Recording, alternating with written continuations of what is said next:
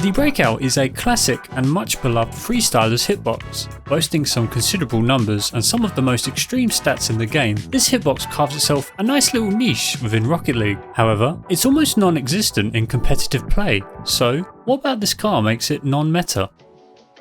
The Breakout is a stock battle car from the launch of Rocket League back in 2015. It was both popular and unique enough to form its own hitbox category once standardization arrived a couple years after release. Surprisingly, the Breakout actually found some use in the early pro scene, making up around 11% of group stage picks in the first season of the RLCS, including classic pros such as Rizzo, Espion and Gambit. Its pick rate would unfortunately dwindle in later seasons as the scene would begin to flesh out. It now finds itself exceptionally rare, even amongst less common hitbox choices and even in minor regions. As the car faded out of the pro scene over time, it found a new calling as an advanced choice of an ever-growing freestyle scene. Freestyling wasn't even really a firm concept from the get-go of Rocket League. Most of the earliest freestyle mechanics were just flashy spins that any car could reasonably pull off. Mechanics that would lay the groundwork for the freestyle genre as we know it today, flip resets and stalls, wouldn't become prevalent and viable until around 2017, but once that foundation was set,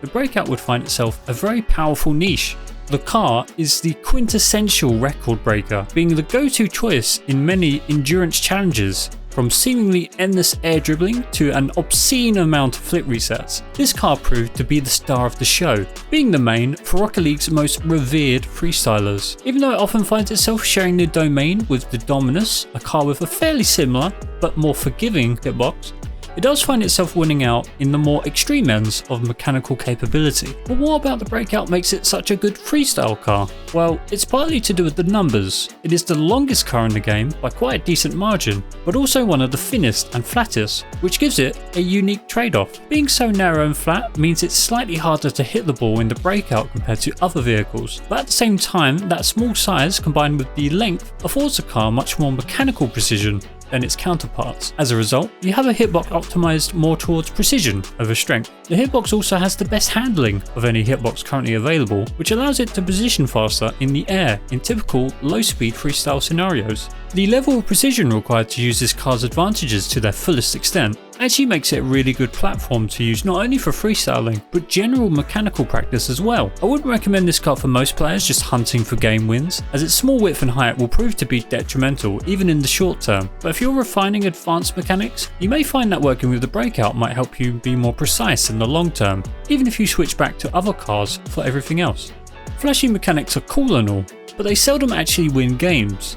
You might find some utility in becoming more reliable at some of the more fundamental moves, but for a lot of the grunt work that actually wins games, you're at a noticeable disadvantage operating with this car. The small surface area of the front means that this car is often the underdog in any 50s. If you struggle mechanically with hitting the ball and boost pads, you may find the thinner statue amplifies these issues as well. If you're not used to its low ride height, you might find yourself shooting way too high. It also loses its handling advantage while boosting, which works against the battle car in typical higher speed scenarios of ranked, for instance. There are plenty of aspects to this setup that demand a higher level of skill and familiarization, and while it can reward those who do spend the time of it to really bring out those advantages, again, for the average player, it's going to be beat out by larger, more reliable cars.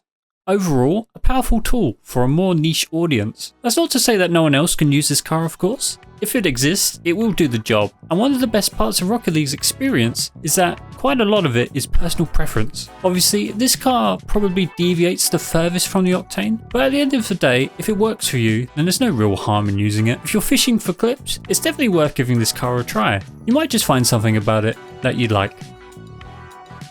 Thanks for watching. With this video, we've now covered every hitbox in the game. There's plenty of different areas to cover though before we even start to get specific. So if you have anything you'd like me to discuss, leave a comment. I'd like to thank Zesty, Josh and Kirby for joining the channel on Patreon, and I'll see you guys next time.